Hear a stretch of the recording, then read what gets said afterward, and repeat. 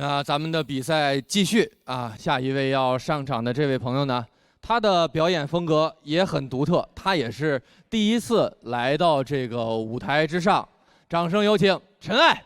加油加油加油加油！哎呀，加油陈艾！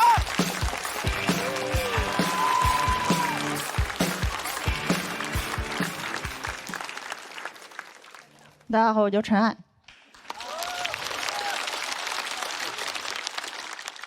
我是个正常人。虽然医生不这么认为。去年的这个时候，我状态不太好，去了一趟精神疾病医院，宛平南路600号。对，本来去之前听人调侃，我还有点担心，我怕里边的人控制不了自己的行为，突然攻击我一下啥的。那去了之后发现挺好，他们都只攻击自己，比往时那些人强多了。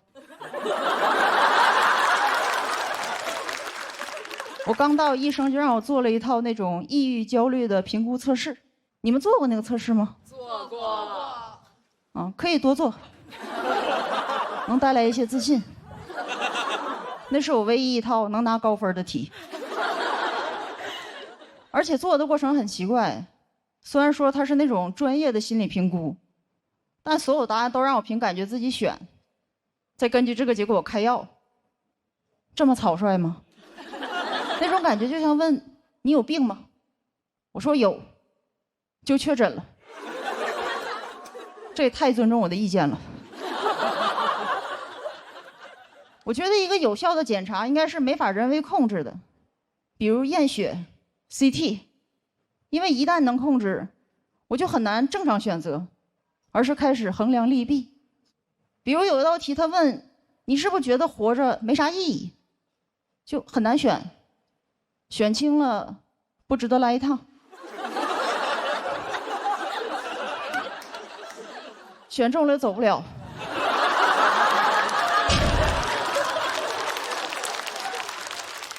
类似这种问题很多，整个测试给我感觉好像就是，只要你觉得自己有病，总能查出点啥。所以我给这个地方想了个宣传口号：来精神疾病医院，成为你想成为的人。测试的环境也不好，之前我在其他医院做过，它有一个专门的小房间给你答题，但那个医院患者太多了，很多人领完测试只能在走廊完成，走廊很吵，我旁边的人为了不被干扰，只能把所有的题目和选项大声读出来，成功干扰到我。有好几道题我是跟着他选的。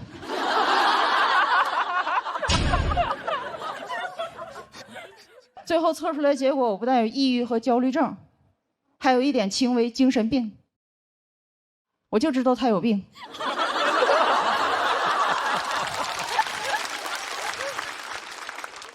不过其实是我有。我的症状是脑子里经常会出现很多不同的声音。你以为我现在在讲脱口秀？不，我在办春晚。我确实有一段时间严重到出门都要告诉自己正常点，但这样不会让我放松，只会更容易说错话。比如之前有一次我去买奶茶，还没到店里我就开始想要说什么。你好，来杯奶茶，凉的热的，热的，微信。准备好了，我到那儿我说你好，来杯奶茶，他居然问我要大杯小杯。这句没练过呀，但我跟自己说没事你可以的。现在正常人该问什么？大杯多少钱？小杯多少钱是吧？但我太紧张了，问成大杯小杯啥区别？说完我就特别后悔，因为我发现他在用一种看智障的眼神看我，说大杯大一点，小杯小一点。这是我之前写的一个段子，那个时候我还不敢面对自己的精神疾病，所以到处说我社恐。但人家社恐只是害怕社交，也不是脑子有病。但我当时觉得应该没事儿，反正社恐也不会当面骂我。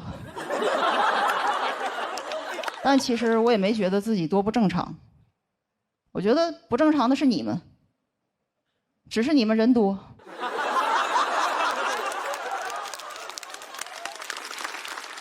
我懒得计较。而且虽然你们现实中人多，我脑子里人也多。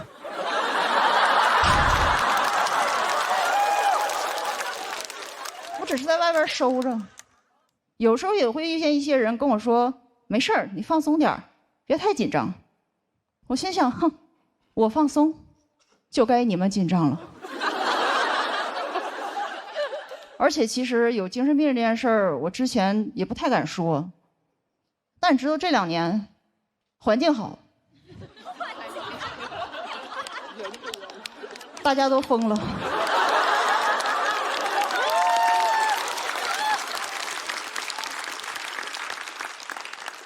我也没想到一个神经病还赶上了好时代。天知道我这一刻等了多久，因为我10多年前就是这样的状态，我当时觉得永远不会被接受了。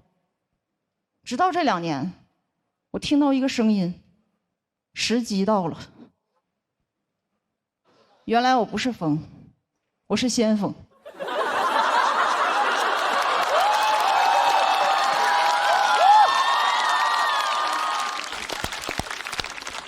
我甚至都看到希望了。他们说信息时代人也更容易抑郁，也就是你们也会走我走过的路，你们加油吧，反正早晚都得疯，别错过这个风口。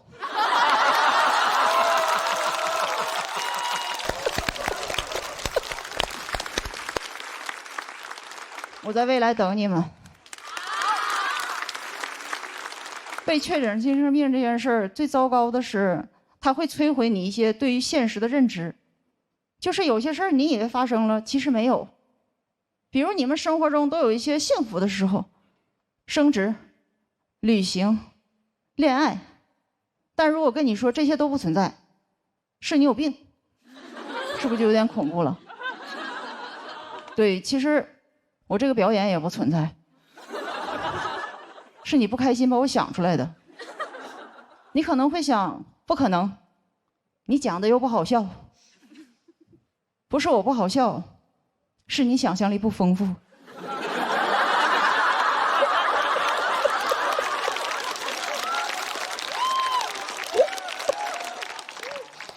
没事儿，我想象力丰富，我已经想象你在笑了。怎么样，先锋吧。讲到这，谢谢大家，我看。谢谢陈爱的表演。喜欢陈爱表演的观众朋友们，千万不要忘记为他投票。投票倒计时，3、2、1，请锁票。我们掌声再次送给陈爱。上台前，包括昨天的等待，一定都非常紧张。现在好一些吗？没有那么紧张，还是我的想象力不够丰富。大鹏导演也是很早就给了这一票，是拍早了，哎呀，拍早了，拍早了。您是在模仿他这个自言自语的风格吗？如果应用到您的开场表演中，至少开场表演那个好像是真实发生过的啊。我就是觉得我拍早了，因为越往后越精彩，它的这个文本太厉害了。到最后，我以为它会收在风口上，那风口已经顶到那儿了，我以为会结束了，但是他还继续讲，结果他继续讲的这事儿，把整个这个表演那高度又提升了。他说：“也许我没在表演，是你们想象出来的。那我不好笑，就是你们的想象力不够丰富。”哇，这个我听到头皮发麻啊，就是有这种感觉。我是在他跟着别人选的那个后边击中了那个。确实有很多值得大家这个击掌叫好的，所谓的说特别值得大家共鸣的，但我就觉得那个特别好玩，我觉得那个让我感觉特别有意思。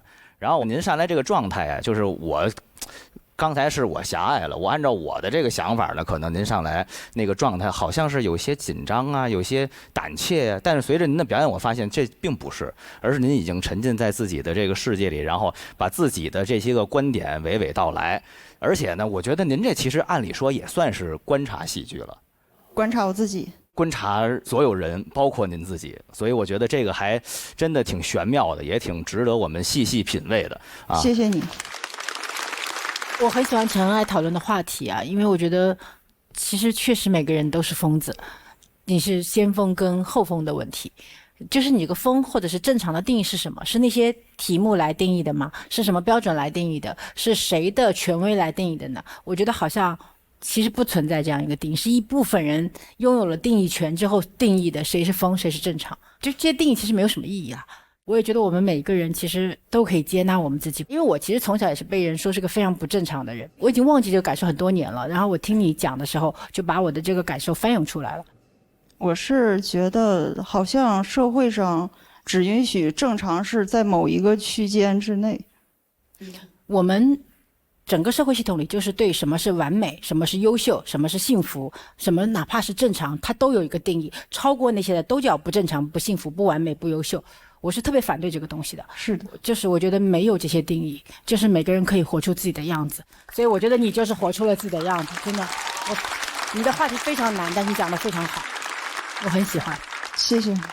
志胜跟我说过一句话：“哥哥，是他们别人看见的色儿太多了。”其实陈爱已经讲脱口秀还不是那种意义上的新人，已经挺长时间了，是吗？对，演员都非常的喜欢他的内容。今天就是很感动，我觉得陈爱从他讲的内容，他从心里掏出来的东西，能非常快的抵达所有人的人心。我有一种感觉，就是想要上喜剧的舞台上来表达寻找同类的人，你一定是在生活里非常孤独的人，所以你会寻求这条路来找到自己的同类。然后刚刚听到陈爱说，他只是先锋的时候，确实是这样，我也很开心，觉得你把这个东西这么真诚的说出来，很开心我们能够一起继续疯下去。你有同类，谢谢。我听导演组跟我介绍说，陈爱之所以这次选择站在节目的舞台上，也是因为黑灯推荐或者是给了你一些鼓励，是吗？是。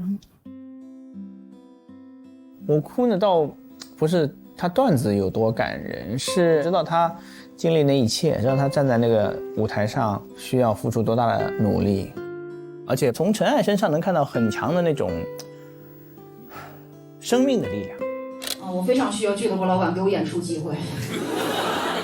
就是一个人，他可能会得了一些心理问题啊，或者什么什么，在某一段创伤或者痛苦中很难走出来呀。但是，他虽然还是很纠结，还在很折磨，还是在来回的和这个拉扯，但是能从这个拉扯这个事儿的本身上看到一个生命力在顽强的生长，他已经在对抗这个东西了。我和黑灯真的是开心的落泪，他真的会更辛苦一些，大家从镜头上应该也可以看得出来，他的记忆力也很不好，注意力也很难集中，他已经在努力的让自己表现得最好了，而且他能被人接受真是太好了，他终于赶上了他的好时候。因为之前我的人生就是很边缘，很压抑，也没有被看见，我的人生怎么努力也没法就是变成主流社会那样子，我一直在往那方面靠近，因为不被接受的感觉很糟糕。但是我听完黑灯老师讲的段子，然后我就很喜欢，因为他在为这个群体发出声音。我觉得一个舞台需要这种声音。那你有什么想对黑灯老师说的吗？就是非常的感谢黑灯老师。就嘴说说是吗？给你跪下。除了那个做题的小黑屋，你脚下的这个舞台也是一个能让大家做自己的地方。谢谢你的表演，也谢谢大家对陈爱表演的认可，拿到了气氛组的3票，满票。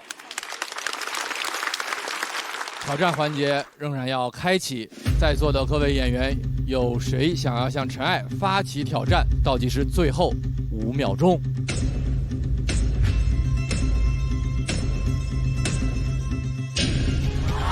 无人挑战，陈爱获得晋级席位。我们来看一下她的最终成绩，159票，恭喜陈爱晋级。成功了！加油！陈爱今天我觉得是超出我预期，她确实是表现得非常惊艳啊，而且沉稳。这篇段子听的我是后脊背发凉，我觉得这是一篇非常好的内容。陈爱的内容我非常非常喜欢。一个非常美好的社会，应该是没有人再去评判你的正常不正常。我觉得他很有勇气讲这样的东西。我们天生其实是生活的某部分弱者，脱口秀的舞台就是把一群这样高敏的人群聚在一块，然后去相互的拥抱，相互的奔赴。其实单口喜剧这门艺术就是能让不同的人都被看见，让更多的与此类似有共鸣的人连接在一起。我觉得这就是单口喜剧的魅力。春福焙茶，我的茶就是香，茶倍儿香，一口春福茶香倍儿足，三重配火口口香，一口春福茶香倍儿足，一口春福茶香倍儿足，经上市哦，还是无糖的。今年的新朋友确实都各具特色，每个人也有自己的风格。我们演出继续，接下来这位要上台的也是新朋友，也是年轻人，一位从小城市终于走上了喜单大舞台的年轻人，我们欢迎林简琪！加油加油加油加油！简琪好帅呀！林简琪太帅了吧！这是干什么？别给我帅死了！确实很帅，确实很帅。林简琪他也太帅了。简七有一种东北热血高校的那种感觉，东北小栗旬。哇，你好帅啊！妈呀，什么？哇！也有骂我大傻子的。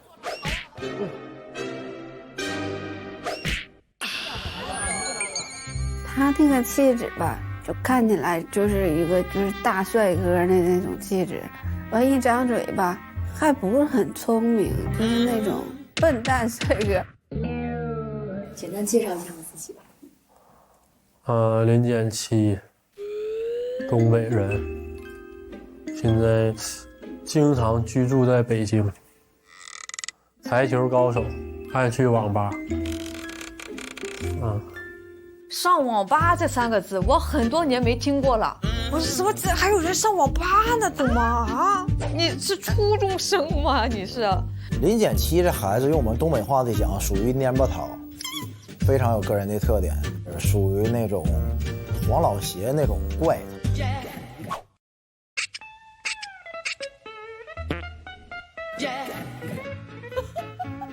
这太抽象。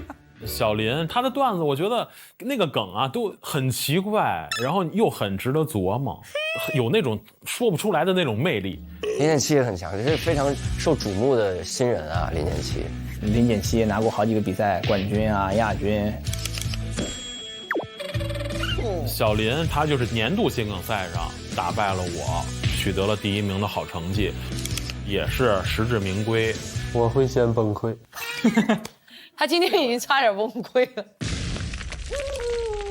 作为组长来讲，我当时是有点担心，很多人可能会对他稍微期待有点高，我是怕大家这样的话是对他有压力的。我不怕输，演好就行，加油！加油加油加油加油！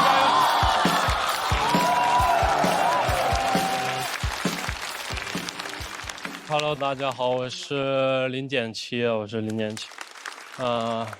一个东北人，我出生在东北的一个小县城抚顺。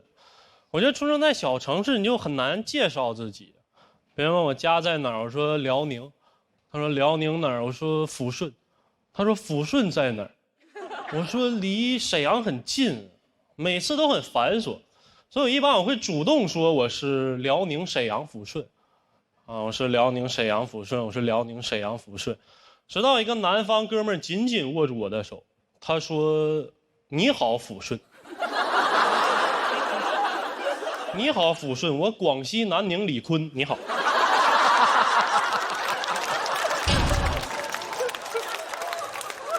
我听很多小城市的朋友跟我说，基本上在小城市出行就是招手打车嘛，出租车也就只干2件事啊，就是拼车跟拒载。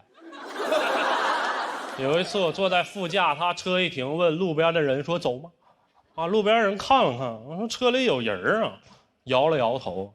他这一摇头，司机就骂一道，就在那怎么这么事儿呢？啊，有人怕啥呀？啊，他是死人呐！我说。非常野蛮啊！有次我打车这么一挥手，同时停下来2辆出租车，我还没说话，他俩自己就吵起来了。一个说我都停了，你还停啥呀？那个说我停你爹身上了。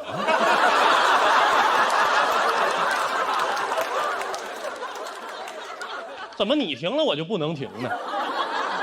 我就在那站着，别的空车经过我也不敢招手。我就只能在那等待，在他俩当中等待一个更强壮。给另外一个车吵走了之后啊，我隔着玻璃问胜利者的师傅：“我说师傅，我去火车站。”他说：“小伙儿，我不去。”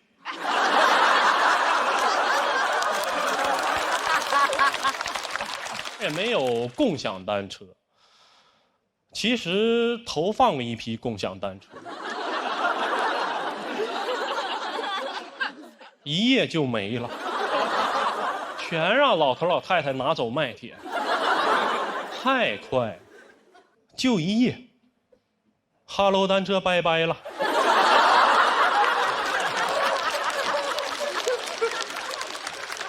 你们想象那个场面，就老太太把车架子敲成铁皮，放自己车筐里，骑着去卖铁。我们总说做事情要打破框架。他们打破的很彻底，他框是框，架是架。老头骑这个3轮车出来了，给这个后备箱装共享单车装这么老高，就你光看他那辆3轮车，你是分不出来他是要偷窃还是要投放的，你知道吗？我那天晚上迷迷糊糊一出门，哎呦，穿越了，那大道上拿铁棍搁那撬。拿小锤搁那敲，太震撼了！全民运动。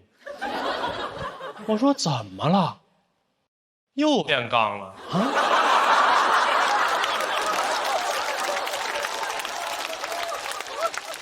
那边老人就是非常的自由啊，什么也限制不了他们。宗教也是，他们信的也不是正规宗教啊。好多老人他信教是因为他们到岁数了，准备上天堂。信别的就很少，你要跟他说轮回，他就说轮回我就不去了。啊，宗教这儿不让干，那不让干，他们信教的主旨就是我都能干，因为我能忏悔。所以你能看见一种奇观啊，就好多老人在教堂门口打牌。哎呦，这帮堕落天使啊！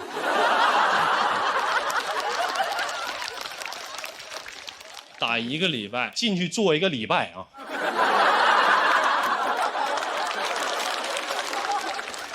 那话你都没听过呀，主啊，我忏悔，妈3拜1出早了。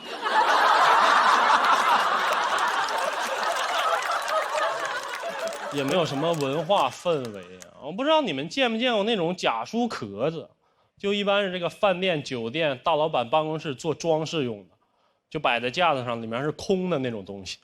我第一次见假书壳子，是在我们那儿的图书馆。我说这个地方到底是先有的假书，还是先没的文化？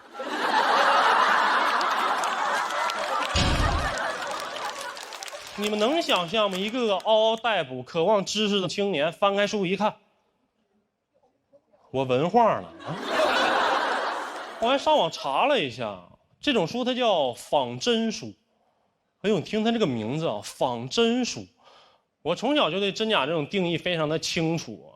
我小时候也穿一些高仿的鞋什么的，我同学就指着我，他说：“你这个鞋是假的。”我觉得真假你也得看哪种维度吧。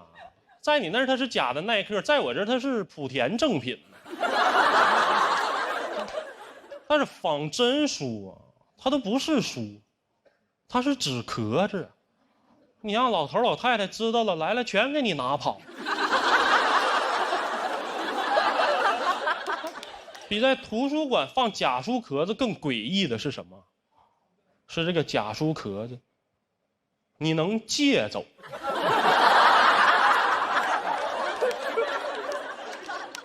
当他跟我说这书啊，你最多看30天的时候，我都有点入定了。我说这里面他该不会有字儿吧？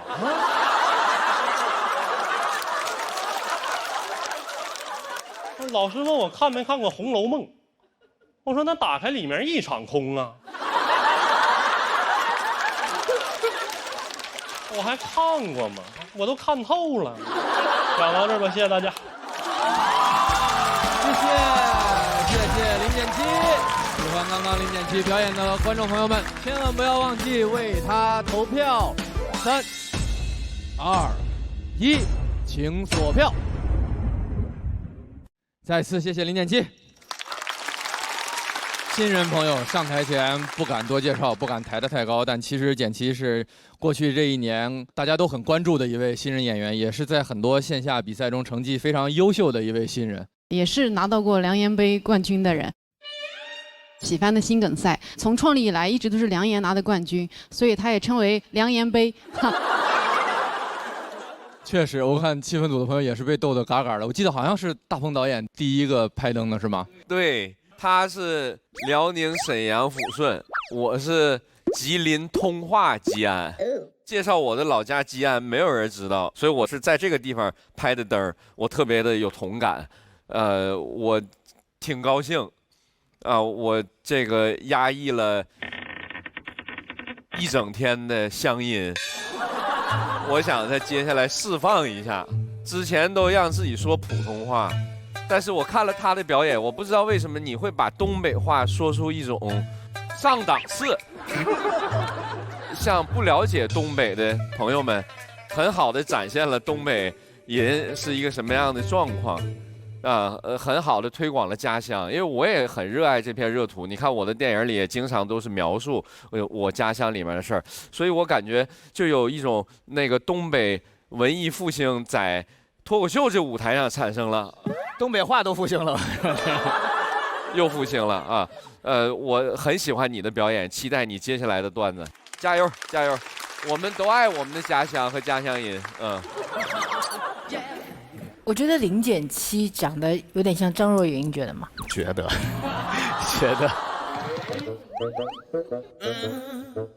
咱节目好几个明星脸呢，烧饼那也算。他身上透露一种古怪的气质，就是很古怪。是什么呢？就是此刻，就是你古怪，但是又很好玩。帅气抽象，这个词蛮好的，又帅又抽象，帅抽。我觉得他跟大林有一点像，就是他们其实很年轻，但是有一些老成的气质，但你俩老成的方向又特别不一样。我有那么老成吗？我也想推广我们天津话，其实也还行。特别好，尤其我特别喜欢的那种欲言又止的那种，哎，那个味儿最对了。我最喜欢那包，我当时没来得及拍就过去了。我们那儿就没有共享单车，但其实我们那儿也有过。就是这包太值钱了，这也太有意思。所以您现在也不会骑共享单车对吗？那会，我去过大城市。没有，开玩笑，特别好。我觉得您的这个状态什么的，这个独树一帜，而且特别精看。也精琢磨，我觉得应该是今年冠军有力的争夺者。别。